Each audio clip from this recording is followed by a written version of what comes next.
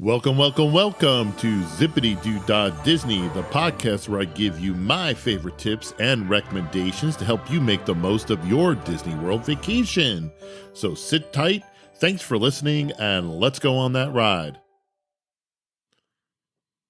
Welcome to episode 29 of Zipadee Doo Dah Disney. I'm your host, Eric Frenchman, and this episode is called Taming Genie Plus in Disney's Animal Kingdom. It's part 3 of my 5-episode series on Disney's new ride reservation system, Genie Plus. Here's how this episode's going to roll. First, we'll do a quick recap of Genie Plus individual lightning lane purchases, and our ground rules for using it. Next, we'll do an overview of the Animal Kingdom and its attractions. Then, we'll go over my favorite places to eat, and finally, my Genie Plus tips. So sit back, thanks for listening, and let's go on that ride. Okay, this is your brief recap of Genie Plus individual lightning lanes. You ready? The lightning lane purchases are the old Fast Pass lanes. They allow you to skip the standby lines, which will save you a ton of time. Genie is Disney's free service found on your My Disney Experience app, and other than using it for wait times, checking on your reservations, or seeing show times, it's useless right now. Genie Plus is basically the ride reservation system that costs right now $15 per day per person and allows you to start making ride reservations at 7 a.m. and then roughly 2 hours after park opening. You can stack rides, and the easiest way to know when you can make another reservation is to try making a reservation in the app, because it'll tell you when you can make your next ride reservation. Individual lightning lane purchases are the super popular rides that cost extra from Genie Plus and can be purchased without already having purchased Genie Plus. The cost per ride varies per person, per day, per ride, so check the website. And the other important point, try saying that 5 times, is you can hold an individual lightning lane and a Genie Plus reservation at the same time. And that's your brief recap. All right. I thought long and hard about how I would describe the layout of the Animal Kingdom. And the easiest, yet creepiest way is to describe it as an upside-down pointed 5-star. Or was that an upside-down 5-pointed star? Yeah, that's it. So, we'll number the points on the star starting at the bottom at 1, and then we'll go clockwise. You got it? Okay. You come in at point number 1. You'll see after the entrance the Rainforest Cafe, and you should keep walking. Next, you'll walk through a jungle area and some animal exhibits, and then you'll come to the center of our upside-down star, and that's called Discovery Island. And right in front of you, right in the center, is the big Tree of Life. There is some great shopping here. In fact, on our trip in December, this is where I found the 50th anniversary Lino train set. There's also an area where you get a lot of action can take place, and pre-COVID, some character greetings. This is also an area with a lot of food options. There are some fun snack areas. There's Tiffin's, which is a signature dining spot, and the Flame Tree Barbecue. I have never tried Tiffin's, but always wanted to. And Flame Tree Barbecue, it's just average. We used to eat there often, but the past few years, it's been a hard pass. Chicken, ribs, pulled pork, you get the idea. For me, it's always been smothered in barbecue sauce. The ribs are a little tougher than I like, and the chicken was always just okay. Flame Tree isn't bad, but it's not memorable. The best way to describe it is meh. There is only one attraction here, and it's the Tough to Be a Bug movie. It's a 3D interactive movie, and your way into the attraction, you get a really good look at the Tree of Life because you're actually kind of in the tree. I've liked the movie. It's definitely geared towards kids, although some little itty bitty kids might get scared. You don't need a Genie Plus for it, and if the wait is 45 minutes or less, it's really not too bad. You could waste a Genie Plus reservation at the end of the day, but other than that, you don't really need it. And that's it for the ride and attractions at our first point on the star. Okay, now let's head to one of the premier locations in all of Disney World. That's right. We're talking Pandora. Oh my God. Blah. Why am I having such a tough time saying this? Pandora, or Avatar Land. Pandora is a very immersive area, but it's not very large. Right when you cross over, you know you're not in Kansas anymore. Besides all the great picture spots, there are basically about 5 things to do, but it starts and stops with flights of passage, which, depending on who you ask, might be the best attraction in all of Disney World.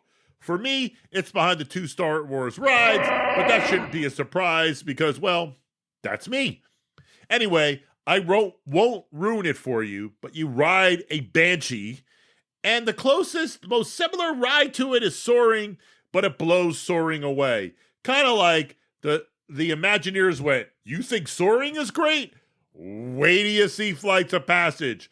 It's like comparing an old Model T Ford to a brand new, I don't know, Tesla, Acura, pick your favorite car. Anyway, the wait is immersive, and if you want even more immersiveness, there is a Play Disney Park component found in your My Disney Experience app. It's free, you get to play along, it's fun, you get even more immersion. When it comes to Genie Plus and paying to skip the standby line, you absolutely 100% need to pay for an individual Lightning Lane purchase, unless you're crazy and you like waiting for 2 or 3 hours. Even, and I repeat, even if you get to the Animal Kingdom for the rope drop, and you're towards the front of the line, you're still most likely waiting. I'm working on this script towards the end of February, and it's just some random Thursday around 9 a.m., and it already has a 110-minute wait for Flights of Passage. So, you want to wait 2 hours for a ride? Be my guest. But for me, I'm paying the individual Lightning Lane cost and bypassing that standby line. Once you get off Flights of Passage, there was a great gift shop where, back in the pre-COVID days, you could have an avatar doll made in your likeness, which of course I did. It's sitting right behind me on my desk. Anyway, it's also an immersive place to get delicious drinks and a lunch. I personally like the lunch at the Satu Canteen. And the reason why? Well, you can see them grilling the meat right before your eyes, but I like it. The rest of my party doesn't, so guess what? I haven't hit it in the last couple years. The other attraction in Pandora is the Na'vi River Ride. The Na'vi River Ride is basically your classic non-thrilling Disney boat ride. If you want a low wait time, get to the park early, because what happens with the Na'vi River Ride is that it gets a longer wait time than it deserves, because Flights of Passage pulls in the crowd, and then the people go, oh my God, I don't want to wait 2 hours. Hey, what's this other ride over here, the Na'vi River Ride? Let's try that. Anyway, it's a good ride. It's beautiful.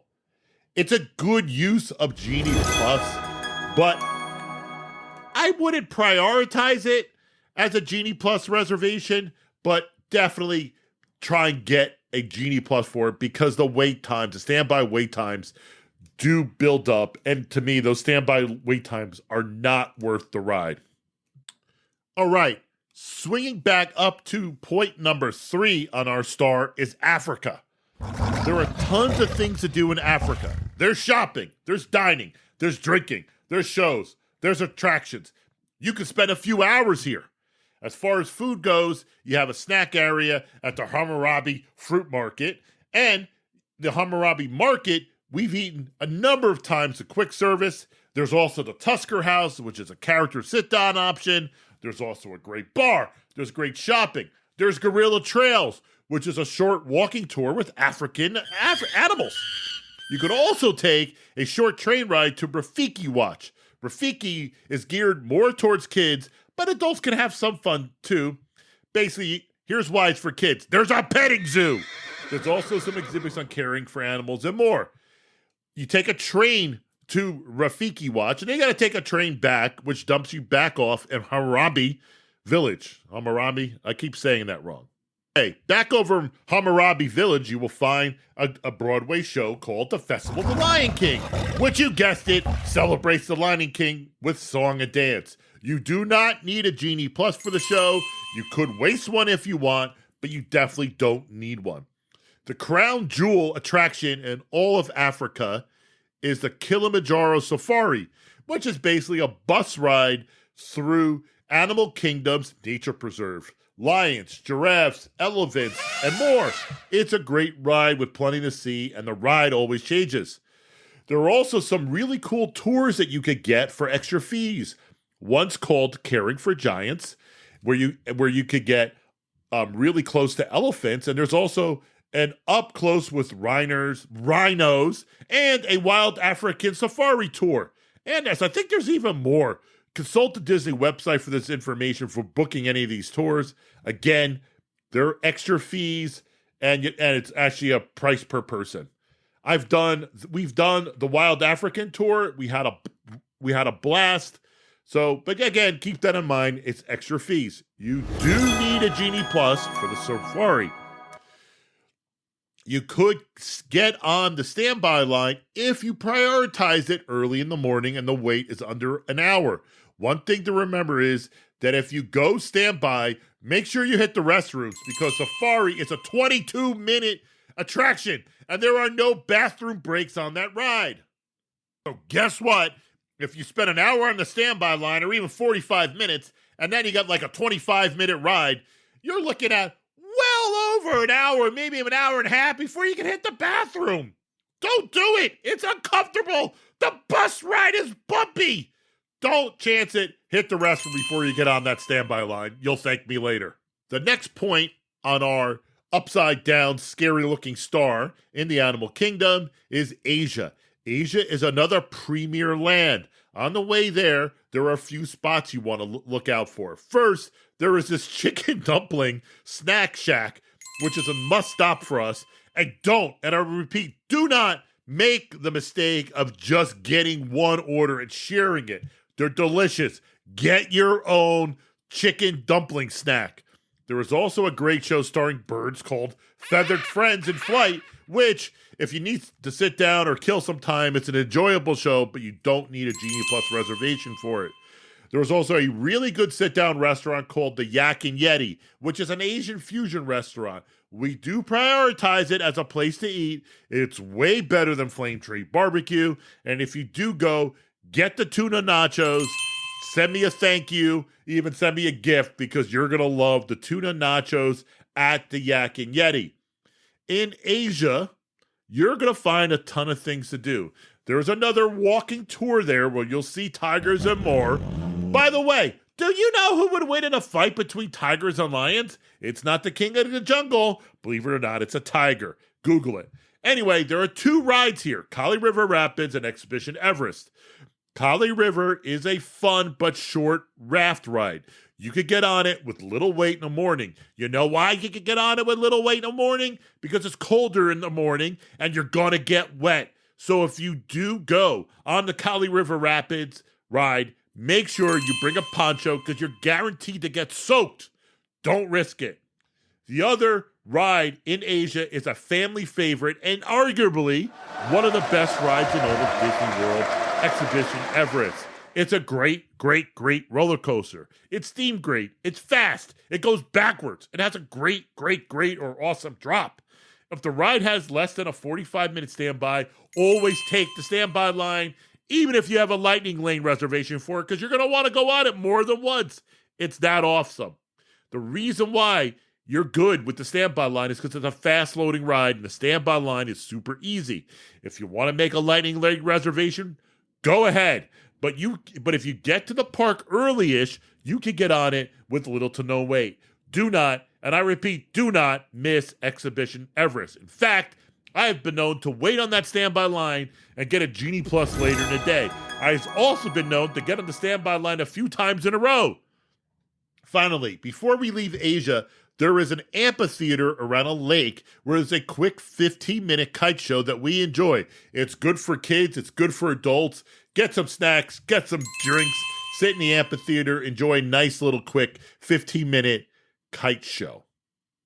And that's it for Asia. But do not, and I repeat, do not miss Exhibition Everest. So our final point number 5 on our Animal Kingdom upside down star is Dinoland USA, which is mostly for little kids. There are 2 rides here currently, Triceratops Spin and Dinosaur. Triceratops Spin is basically Dumbo, but the cars are dinosaurs. The other ride, and actually, believe it or not, before I go to the other ride, Dumbo, for me, is way better than Triceratops Spin. So you got little kids, you're going to go on it, but Dumbo's actually a way better ride. Anyway, the other ride is called Dinosaur, which is a decent attraction. I'm not going to ruin it for you, but it's got a cool story about traveling back in time to the age of the dinosaurs. If the wait is 45 minutes or shorter, take the standby line. It's okay use for Genie Plus. Also in Dinoland USA is a cool spot called the Boneyard. It's where kids can play, climb around, do all that stuff, burn off a lot of energy. There's also a carnival games area and a place to eat called Restaurantosaurus. Restaurantosaurus is mostly your classic fast food, like pizza, burgers, hot dogs. I haven't eaten there in years because I don't prioritize Dinoland because my kids, thank God, got older. Anyway, after Dinoland USA, you're back at Discovery Island. And believe it or not, that ends our tour of the Animal Kingdom. So where do I eat in the Animal Kingdom? Well, first of all, there's a Starbucks. But generally, surprise, it's a Starbucks. But generally, I think Animal Kingdom has some great spots and some boring spots. And we're only going to talk about the good spots. Believe it or not, I've mentioned most of them already. First, there are 3 snack areas I like. One is near the bird show, which I already mentioned it. You can get those chicken dumplings there. The next spot is a little bit past It's Tough to Be a Bug, where you can get this, a pulled pork jelly donut sandwich.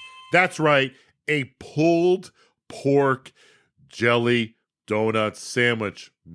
Jelly pork donuts. Yummy. My third spot is a coffee tea stand on the way into Asia.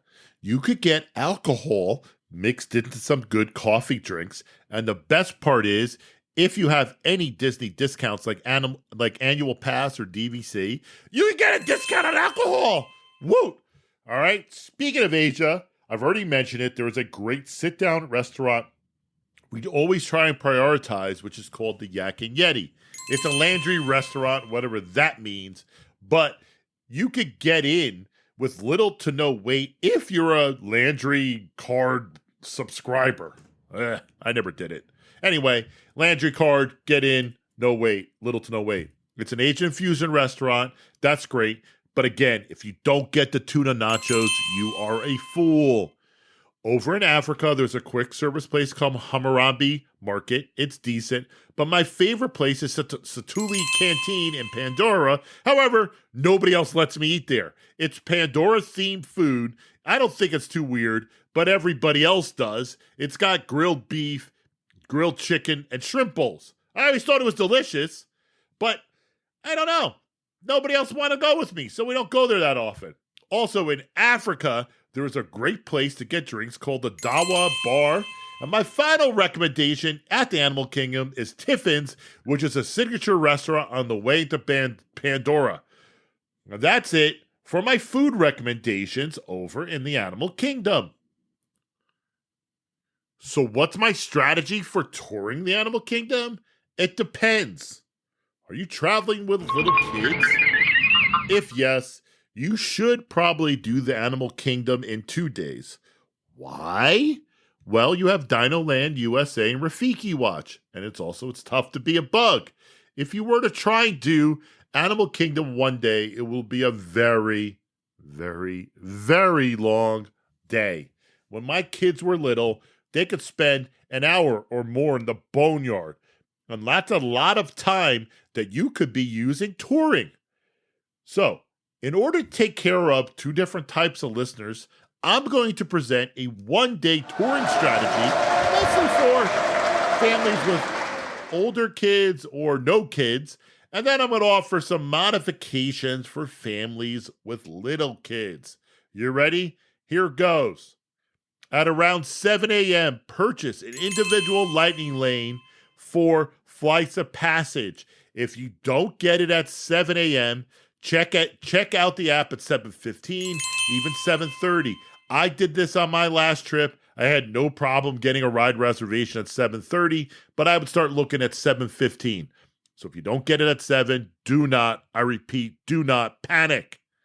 For your first Genie Plus reservation at 7 a.m., I'd either try and get Safari or the Navi River. If you can, the best thing to do would get the Navi River and the flights of passage reservation around the same time so you can max out your time in Pandora. 2 hours after the park opening, I'd target Safari or Navi River, but in this case, we're giving an example. I target Safari for my second Genie Plus ride. That leaves you with 3 rides left to target to get Genie Plus reservations or get on, which are going to be Everest, Kali River, and Dinosaur. My recommendation is to get to the Animal Kingdom around opening. You can go like a half hour after and head towards Everest. And then after Everest, maybe hit Kali River Rapids, but remember, bring your ponchos because you will get wet, and it's no fun to tour the Animal Kingdom early in the morning if you're soaked. If you could get Kali River as a standby, that's fine. And then target Dinosaur with your last Genie Plus. When you have some downtimes during the day, which you will, take one of the either Gorilla Falls or the Tiger Trek over in Asia and to go see the animals, taking a show or two and enjoy your lunch. And that's how I would do Genie Plus without little kids. All right, speaking of little kids, how would I modify it if I'm a family with little ones? Simple. I break the park in half at the trade. Do Africa and Pandora one day and do Dinoland in Asia on another. I would not try and spend full days in the park, but just do the mornings, early afternoons, and then head back to your pool or to your hotel. You'd only need to buy individual lightning lanes for flights of passage, and you could use Genie Plus for Safari or the Navi River. You take in the lion show, maybe head over to Rafiki Watch and lunch. You get the idea. On day 2, focus on Dino and Asia, probably getting a Genie Plus for Kali and River and Dinosaur, or playing in Dino Land, taking in the kite show, and any parades. That's what I would do. Morning to early afternoon. Oh, and before I forget, you should be able to get on It's Tough to Be a Bug with No Problem on day 2.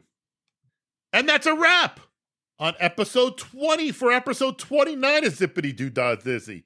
You got a great detailed tour of the Animal Kingdom, my food recommendations, and not one, but 2 touring plan tips for the Animal Kingdom. One for families with older kids or no kids, and one for families with little kids. That's pretty awesome. 2 for the price of 1. Anyway, my next podcast, which will be episode 30, I'm going to interrupt my little Genie Plus series with a quick recap of my most recent trip to Disney World, which was my second no kids Disney vacation. And then I'll be right back with episode 31, which would be part 4 of my 5-episode series on using Genie Plus at Disney World. And that episode will look at Epcot. So thanks for listening, and thanks for going on this ride.